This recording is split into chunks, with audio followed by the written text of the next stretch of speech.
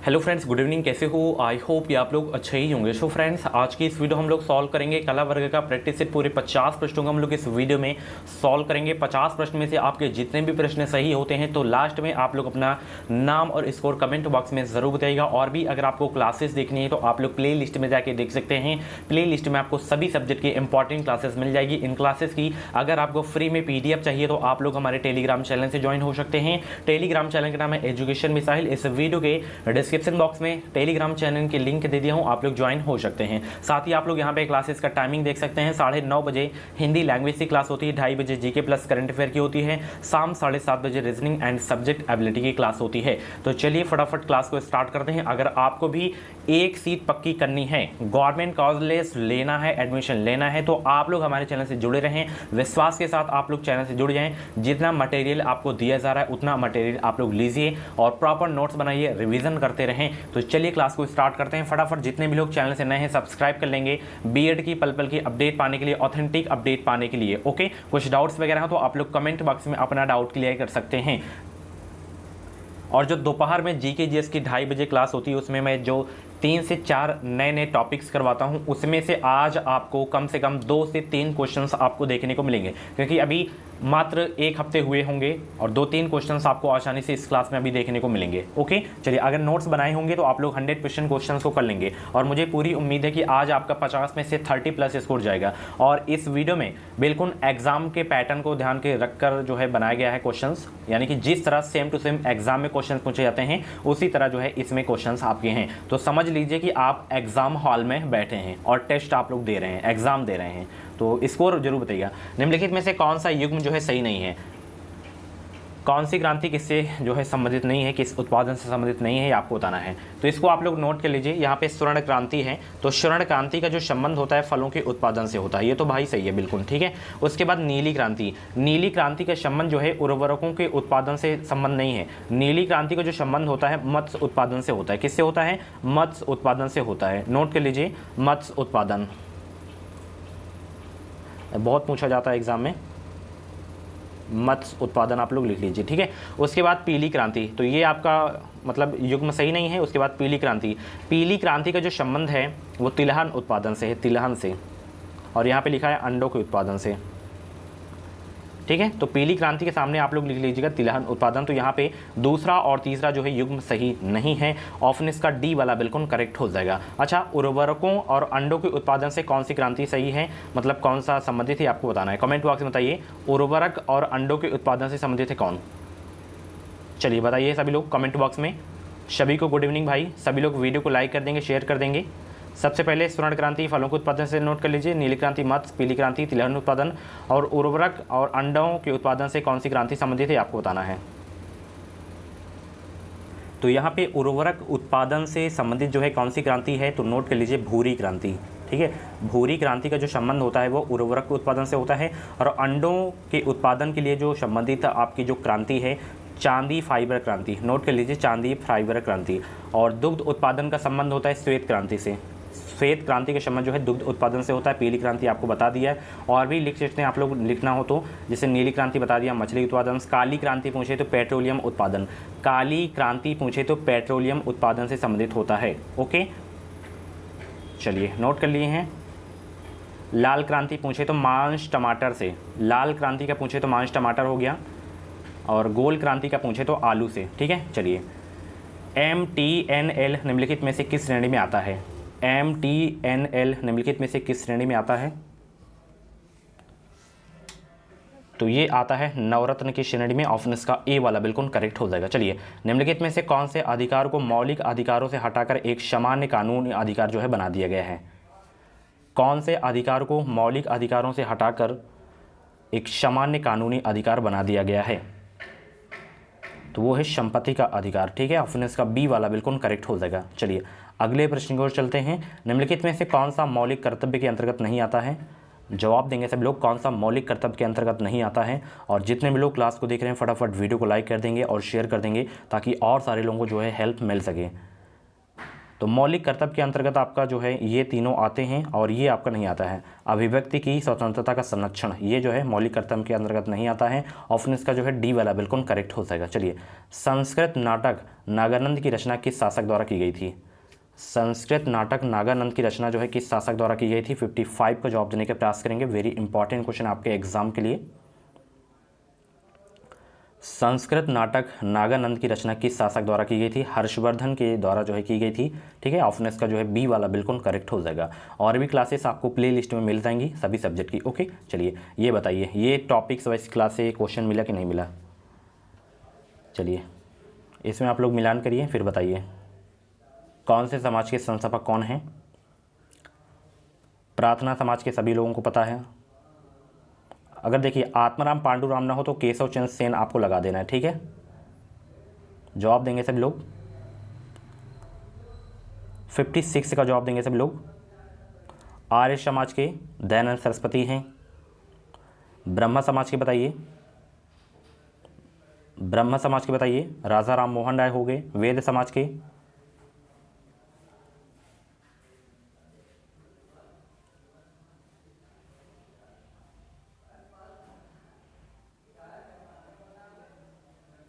तो यहाँ पे आत्माराम पांडुराम भी था। ठीक है, तो यहाँ पे सी वाले में चला जाएगा। और वेद समाज के केशव चंद्र सेन आएंगे, सॉरी। ठीक है, तो आप लोग मिलान कर लिए हैं। ठीक है, नोट कर लीजिएगा आप लोग।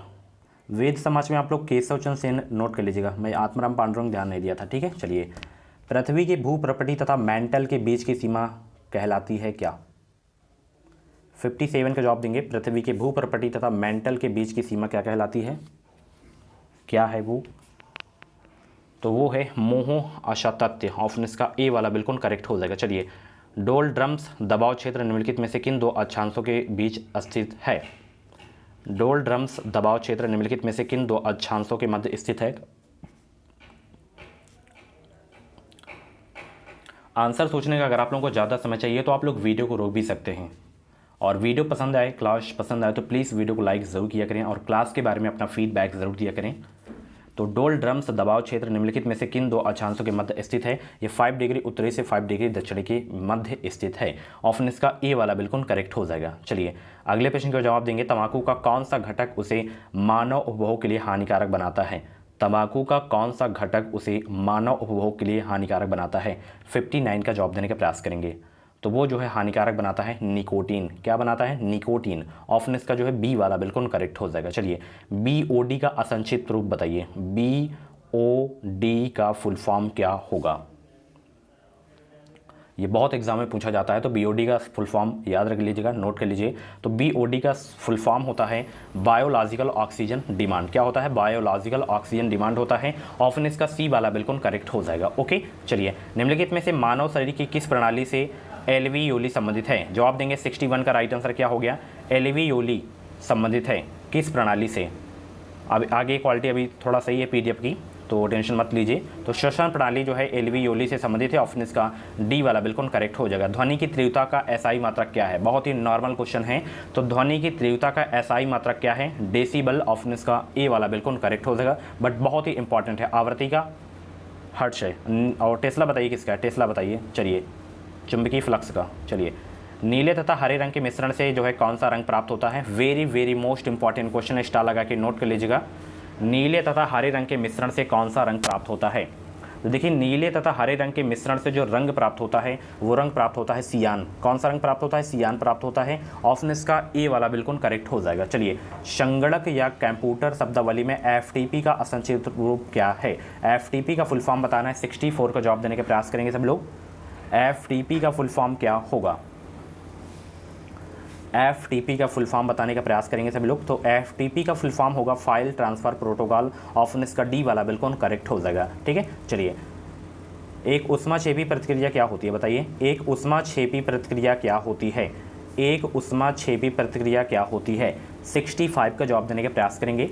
एक ऊष्माक्षेपी प्रतिक्रिया क्या होती है? तो प्रतिक्रिया जिसमें ऊष्मा विमोचित होती है वही एक ऊष्माक्षेपी प्रतिक्रिया होती है। तो ऑप्शन इसका ए वाला बिल्कुल करेक्ट हो जाएगा। ओके, चलिए, नेक्स्ट क्वेश्चन। पीतल मिश्र धातु के मुख्य घटक कौन से हैं? वेरी इंपॉर्टेंट क्वेश्चन है।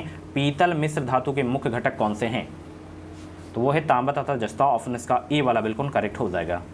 और साथ ही इस वीडियो हम लोग बात करेंगे यूपी बीएड एंट्रेंस एग्जाम 2022 के बेस्ट बुक के बारे में, जो कि चक्षु प्रकाशन की बुक। आप लोग इस बुक का कवर पेज देख सकते हैं, कला वर्ग की एचडी गाइड बुक है। इसमें आपको समान ज्ञान, हिंदी, रीजनिंग, अंग्रेजी एंड कला वर्ग के जो है इंपॉर्टेंट क्वेश्चंस देखने को मिलेंगे। 27 से ज़्यादा इंपॉर्टेंट क्वेश्चंस होंगे। 2017 से 21 तक के प्रीवियस पेपर्स देखने को मिलेंगे। न्यू पैटर्न पर आधारित है यह पुस्तक चक्षु प्रकाशन की पुस्तक जो है हर हाल में अन्य पुस्तकों से श्रेष्ठ है। इसमें वही क्वेश्चंस लगाए गए हैं जो एग्जाम में बार बार रिपीट होते रहते हैं। तो चक्षु प्रकाशन की बुक जो है आपको हर मार्केट पे बहुत ही आसानी से मिल जाएगी। आप लोग इसे सबसे बेस्ट है ऑनलाइन ले सकते हैं। ऑनलाइन कैसे लेना है, वीडियो के डिस्क्रिप्शन बॉक्स में लिंक है, आप लोग लिंक के माध्यम से ऑनलाइन परचेज कर सकते हैं। यहाँ पे देख सकते हैं विषय सूची, देख सकते हैं पूरा सिलेबस बीएड एंट्रेंस एग्जाम का कवर किया गया है। साथ ही 2021 का यहाँ पे पेपर लगाया गया है 2017 से। सबसे खास बात इस बुक की ये है कि आपको इसमें हर क्वेश्चन का सोल्यूशन देखने को मिलेगा। तो बहुत ही बेस्ट बुक है। आप लोग बेस्ट प्रिपरेशन के लिए आप लोग चक्षु प्रकाशन की बुक से तैयारी कर सकते हैं। और साथ ही जो है चक्षु प्रकाशन की बीएड एंट्रेंस एग्जाम की गाइड के अलावा प्रैक्टिस सेट की भी बुक आती है। तो आप लोग प्रैक्टिस करने के लिए, मॉक टेस्ट देने के लिए आप लोग इनकी बुक्स को ले सकते हैं। इसमें आपको 39 से ज़्यादा इंपॉर्टेंट क्वेश्चन 2017 से 21 तक के previous papers and 15 practice set आपको अलग से देखने को मिलेंगे। तो दोनों पुस्तकें आपको हर मार्केट पर बहुत ही आसानी से मिल जाएगी। आप देख सकते हैं चक्षु प्रकाशन लिखा हुआ है, सबसे बेस्ट है ऑनलाइन, इसे आप लोग परचेज कर लीजिए।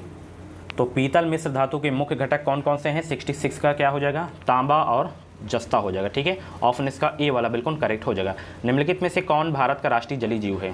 भारत का राष्ट्रीय जलीय जीव कौन सा है? तो वो है गंगा डॉल्फिन। ठीक है, ऑप्शन इसका जो है डी वाला बिल्कुल करेक्ट हो जाएगा। चलिए, सूस के नाम से भी जाना जाता है। प्रधानमंत्री सुरक्षित मातृत्व अभियान प्रत्येक मास के ... किस दिन निःशुल्क स्वास्थ्य जांच तथा अपेक्षित इलाज की सुविधा प्रदान करता है? किस दिन? 68 का जवाब देने का प्रयास करेंगे। तो ये जो है 9वें दिन निःशुल्क स्वास्थ्य जांच तथा अपेक्षित इलाज की सुविधा प्रदान करता है। तो ऑप्शन इसका जो है बी वाला बिल्कुल करेक्ट हो जाएगा। चलिए अगले प्रश्न की ओर चलते हैं। जेबी डनलप ने किसका आविष्कार किया था? ये क्वेश्चन में बताया भी था। डनलप का टायर आता है ना, रबर टायर का आविष्कार ये किए थे जेबी डनलप। ऑप्शन इसका सी वाला बिल्कुल करेक्ट हो जाएगा। चलिए नेक्स्ट क्वेश्चन। सचिन तेंदुलकर ने निम्नलिखित में से किस स्टेडियम में अपना 100वां अंतर्राष्ट्रीय शतक बनाया था? बहुत ही इंपॉर्टेंट क्वेश्चन है, 70 का जवाब देने का प्रयास करेंगे। सचिन तेंदुलकर ने निम्नलिखित में से किस स्टेडियम में अपना 100वां अंतर्राष्ट्रीय शतक बनाया था? वो स्टेडियम है शेर ए बांग्ला स्टेडियम, जिसमें सचिन तेंदुलकर अपना 100वां अंतर्राष्ट्रीय शतक बनाए थे। ऑप्शन इसका बी वाला बिल्कुल करेक्ट हो जाएगा। ठीक है, नेक्स्ट क्वेश्चन आपकी स्क्रीन पे आ गया। निम्नलिखित में से कौन एक प्रसिद्ध गायक हैं, यानी कि सिंगर कौन से हैं, फेमस सिंगर कौन से हैं? इसमें 71 का जवाब देने का प्रयास करेंगे। 71 का जवाब देने का प्रयास करेंगे। तो पंडित जसराज एक जो है फेमस सिंगर है इसमें, शास्त्री। ऑप्शन इसका जो है डी वाला बिल्कुल करेक्ट हो जाएगा। किस अभिनेत्री को 64वें राष्ट्रीय फिल्म पुरस्कार 2017 से सम्मानित किया गया है? 72 का जवाब देने का प्रयास करेंगे। किस अभिनेत्री को 64वें राष्ट्रीय फिल्म पुरस्कार 2017 से सम्मानित किया गया है? तो ये सम्मानित किया गया है सुरभि सीएम को। ठीक है, सुरभि सीएम को। ऑप्शन इसका ए वाला बिल्कुल करेक्ट हो जाएगा। चलिए, सचिन तेंदुलकर की आत्मकथा का नाम क्या है? वेरी इंपॉर्टेंट क्वेश्चन है, पूछा जा सकता है एग्जाम में, तो स्टार लगा के नोट कर लीजिएगा। सचिन तेंदुलकर की आत्मकथा का नाम क्या है? तो playing it my way, playing it my way Sachin Tendulkar की आत्मकथा का नाम है। ऑप्शन इसका बी वाला बिल्कुल करेक्ट हो जाएगा। चलिए, निम्नलिखित में से किस देश के साथ भारत ने हाल ही में दोहरा कराधान परिहार समझौते में संशोधन करने के लिए तीसरा प्रोटोकॉल अधिसूचित किया है? वह कौन सा देश है? 74 का जवाब देने का प्रयास करेंगे। आंसर सोचने का अगर आप लोगों को ज़्यादा समय चाहिए तो आप लोग वीडियो को रोक भी सकते हैं। आप लोग एग्जाम का पैटर्न देखिए, कैसे एग्जाम में क्वेश्चन पूछे जाते हैं, सेम टू सेम इसी तरह का एग्जाम पैटर्न होगा एग्जाम में। ठीक है, इतने क्वेश्चंस आएंगे हर सब्जेक्ट से। तो वो जो है किया गया है सिंगापुर से। ऑप्शन इसका सी वाला बिल्कुल करेक्ट हो जाएगा। मिलान करिए, यहाँ पे मुद्रा है और देश है, ये विविध के अंतर्गत आता है। तो विविध से क्वेश्चंस आते हैं। विविध से मान के चलिए कि 9 से 10 प्रश्न आएंगे, इससे ज़्यादा नहीं आएंगे, ना इससे कम आएंगे। ठीक है, जवाब देंगे सब लोग। 75 का राइट आंसर क्या हो जाएगा? देखिए बांग्लादेश यहाँ पे है, तो बांग्लादेश की मुद्रा है टका। म्यांमार का बताइए, म्यांमार का है आपका क्यात। ठीक है, मालदीव का बताइए, तो मालदीव का आपका जो है रुपया है, क्या है? रुपया। भूटान का नगुल ट्रम। तो इसमें आप लोग मिलान कर लीजिएगा अपना। 75 का सी वाला सही हो जाएगा। चलिए इनमें से कौन सा यौगिक शब्द नहीं है? और हिंदी लैंग्वेज के भी 2 क्वेश्चंस आएंगे कला वर्ग में, ठीक है। मैथ के क्वेश्चंस नहीं आएंगे, ठीक है। डाउट क्लियर कर दीजिए, माइंड से निकाल दीजिए, मैथ के क्वेश्चंस नहीं आएंगे अगर आप लोग आर्ट साइड से हैं तो। रीजनिंग में 1-2 क्वेश्चंस आ जाते हैं न्यूमेरिकल के, और उससे तो कोई दिक्कत आपका होगा नहीं। तो यौगिक शब्द नहीं है कौन सा? पाठशाला नहीं है, ठीक है। ऑप्शन इसका डी वाला बिल्कुल करेक्ट हो जाएगा। चलिए, समक्ष का अर्थ क्या है? समक्ष का अर्थ क्या है? 77 का जवाब देंगे। समक्ष का अर्थ क्या है? तो समक्ष का अर्थ है सामने। क्या है? सामने। ऑप्शन इसका बी वाला बिल्कुल करेक्ट हो जाएगा। चलिए, मित्र का विलोम बताइए। बहुत ही सरल प्रश्न है, मित्र का विलोम बताइए। मित्र का विलोम क्या होगा? मित्र का विलोम क्या हो जाएगा भाई? शत्रु हो जाएगा। क्या हो जाएगा? शत्रु हो जाएगा। तो ऑप्शन इसका बी वाला बिल्कुल करेक्ट हो जाएगा। कौन सा शब्द भ्रमर का पर्यायवाची नहीं है? भ्रमर का पर्यायवाची कौन सा नहीं है बताइए? 79 का जवाब देंगे। भ्रमर का पर्यायवाची नहीं है, तो भ्रमर का पर्यायवाची इसमें ताम्रचूड़ नहीं है। ऑप्शन इसका सी वाला बिल्कुल करेक्ट हो जाएगा। कौन सा शब्द सिंह का पर्याय है बताइए? और इसमें ज़्यादा क्वेश्चन दे दिए गए हैं, कम से कम 5 से 6 दे दिए हैं, और पूछा जा सकता है, ठीक है। 4-5 तो नॉर्मल हैं, व्याकरण के क्वेश्चन आएंगे कला वर्ग में, बाकी हिंदी का सेक्शन आपका अलग रहेगा। तो कौन सा शब्द सिंह का पर्याय है? केसरी है, ठीक है। ऑप्शन इसका बी वाला बिल्कुल करेक्ट हो जाएगा। चलिए, अक्षौहिणी का संधि विच्छेद बताइए। अक्षौहिणी का संधि विच्छेद क्या होगा?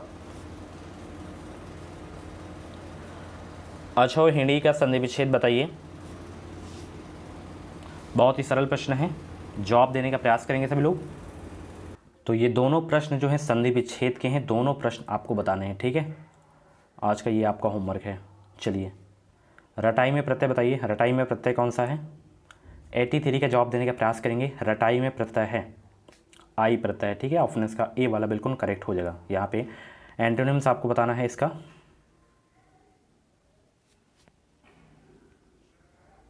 बिलीवर हो जाएगा, ठीक है। ऑप्शन इसका ए वाला बिल्कुल करेक्ट हो जाएगा। चलिए, सिनोनिम्स और एंटोनिम्स दो आएंगे इससे क्वेश्चन।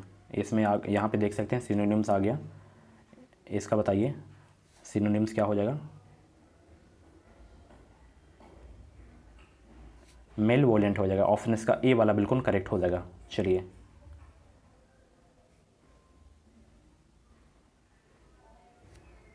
प्रश्न क्या है?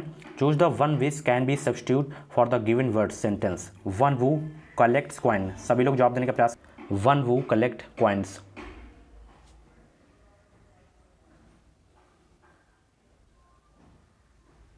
न्यूमिस्मैटिक्स हो जाएगा, ठीक है। ऑप्शन इसका ए वाला बिल्कुल करेक्ट हो जाएगा। Choose the appropriate meaning of the idioms from the choice given. At daggers drawn, इसका क्या हो जाएगा? एट एनमिटी हो जाएगा, ठीक है। ऑप्शन इसका सी वाला बिल्कुल करेक्ट हो जाएगा। इसमें आपको बताना है choose the correct alternative and fill in the blanks. यहाँ पे फिलिंग द ब्लैंक्स, यहाँ खाली स्थान की जो है भरना है आपको यहाँ पे। तो यहाँ पे माई dot have come, my brother इल्ला हैव कम, ये यहाँ पे ब्रदर इल्ला आएगा, ठीक है। ऑप्शन इसका ए वाला बिल्कुल करेक्ट हो जाएगा। ये वाला आएगा, सॉरी, यस लगेगा, ब्रदर्स इल्ला, ठीक है। चलिए, it was dot whom you met last night, यहाँ पे क्या आएगा? It was I whom you met last night, यहाँ पे आई आएगा, ठीक है। ऑप्शन इसका सी वाला बिल्कुल करेक्ट हो जाएगा। चलिए, find the correctly spelled word. शुद्ध शब्द आपको इसमें बताना है कौन सा है। इमीडिएटली, ये वाला आपका बिल्कुल सही है, ठीक है। चलिए, बाल न्याय अधिनियम किस सन में पारित हुआ था? बाल न्याय अधिनियम किस सन में पारित हुआ था? तो 1986 में जो है बाल न्याय अधिनियम पारित हुआ था। ये बहुत इंपॉर्टेंट है, इसमें आप लोग इंपॉर्टेंट लिख लीजिएगा, ठीक है। चलिए, भारत में बाल अपराधी के लिए लड़के व लड़की की आयु क्या है? बहुत ही इंपॉर्टेंट क्वेश्चन है ये। भारत में बाल अपराधी के लिए लड़के व लड़की की आयु क्या है? तो 16 वर्ष है और 18 वर्ष, लड़के या लड़की की आयु। ऑप्शन इसका डी वाला बिल्कुल करेक्ट हो जाएगा, ठीक है। विवर्तवाद के प्रतिपादक हैं कौन? ये बहुत इंपॉर्टेंट है। विवर्तवाद के प्रतिपादक हैं कौन? नोट कर लीजिएगा इस प्रश्न को। विवर्तवाद के प्रतिपादक हैं कौन? शंकराचार्य विवर्तवाद के जो हैं प्रतिपादक हैं। ऑप्शन इसका सी वाला बिल्कुल करेक्ट हो जाएगा। चारवाक दर्शन में 4 पुरुषार्थों में से किसे चरम लक्ष्य माना गया है? चारवाक दर्शन में 4 पुरुषार्थों में से किसे चरम लक्ष्य माना गया है? तो ये माना गया है काम को, ठीक है। ऑप्शन इसका जो है सी वाला बिल्कुल करेक्ट हो जाएगा। ये भी बहुत इंपॉर्टेंट है। स्यादवाद का संबंध किस दर्शन से है? स्यादवाद का संबंध जो है किस दर्शन से है? स्टार लगा के नोट कर लीजिएगा। तो शादवाद का संबंध जो है किस दर्शन से है? ऑप्शन इसका बी वाला, जैन से है। ठीक है, चलिए। सीखने के सिद्धांतों में पावलोव ने निम्नलिखित में से किस सिद्धांत का प्रतिपादन किया था? मनोवैज्ञानिक ये क्वेश्चन है, 96 का जवाब देने का प्रयास करेंगे। और मनोविज्ञान जो है आपको अलग से पढ़ने की आवश्यकता नहीं है। 3 से 4 क्वेश्चंस आएंगे और आप लोग फिर पढ़ेंगे, पूरा पढ़ेंगे, कुछ समझ में नहीं आएगा, एग्जाम में अभी नहीं कर पाएंगे। जब आप लोग यूपी टेट सी टेट का एग्जाम देंगे तब आपके समझ में आएगा, क्योंकि उसमें फिर 30 के क्वेश्चन आते हैं, 30 क्वेश्चन आते हैं मनोविज्ञान के। तो सीखने के सिद्धांतों में पावलोव ने निम्नलिखित में से किस सिद्धांत का प्रतिपादन किया था? 96 का संबंध प्रक्रिया पर। ठीक है, ऑप्शन इसका सी वाला बिल्कुल करेक्ट हो जाएगा। चलिए नेक्स्ट क्वेश्चन। सीखना आवश्यकता की पूर्ति की प्रक्रिया के द्वारा होता है, यह कथन किसका है? सीखना आवश्यकता की पूर्ति की प्रक्रिया के द्वारा होता है, यह कथन किसका है? तो यह कथन है C.L. हॉल का। ऑप्शन इसका डी वाला बिल्कुल करेक्ट हो जाएगा। ठीक है, आप लोग जैसे बीएड का एडमिशन हो जाता है आप लोगों का, उसके बाद यूपी टेट सी टेट का जब एग्जाम देंगे तो मैं आपको बताऊंगा कैसे आपको फर्स्ट अटैम्प्ट में UP TET C TET exam को क्लियर करना है। मात्र 15 से 20 दिनों में आप लोग पढ़ के सी टेट एग्जाम को क्लियर कर सकते हैं, जैसे मैं क्लियर किया था उसी तरह आपको मैं ट्रिक बताऊँगा। तो थॉर्नडाइक ने सीखने के सिद्धांत के सत्यापन के लिए अपना प्रयोग किस जंतु पर किए थे? बिल्ली पर किए थे। इस क्वेश्चन में स्टार लगा लीजिएगा, बहुत इंपॉर्टेंट है। ठीक है, चलिए। देकार्त चित्त का गुण चेतन मानते हैं, देकार्त चित्त का गुण चैतन्य मानते हैं, और चित्त का गुण निम्नलिखित में से क्या है? तो वो है विस्तार। ऑप्शन इसका डी वाला बिल्कुल करेक्ट हो जाएगा। लास्ट क्वेश्चन यहाँ पे देख सकते हैं, जो बात पहले सीखी जा चुकी हो उसे स्मरण रखना ही स्मृति है। स्मृति की यह परिभाषा किसने दी थी? तो स्मृति की यह परिभाषा दिए थे वुडवर्थ। इस क्वेश्चन में भी स्टार लगा के नोट कर लीजिएगा। ओके, सो फ्रेंड्स, ये थे कला वर्ग के टॉप 50 क्वेश्चन। इन 50 क्वेश्चन में से आपके जितने भी क्वेश्चन करेक्ट हुए हैं तो आप लोग अपना नाम स्कोर कमेंट बॉक्स में जरूर बताइएगा। और ऐसी क्लासेस देखने के लिए आप लोग हमारे चैनल से जुड़ जाएं। चैनल को सब्सक्राइब करके बेल आइकन को ऑल पे प्रेस कर लीजिएगा। इस चैनल से आपको निश्चित ही मदद मिलेगी। तो मिलते हैं अगली क्लास में, तब तक के लिए थैंक यू। पिछली क्लासेस को भी आप लोग देखते रहें, रिवीजन करते रहें। वीडियो पसंद आया तो लाइक कर दीजिएगा और चैनल को सब्सक्राइब कर लीजिए बीएड की आगे की पल पल की अपडेट के लिए।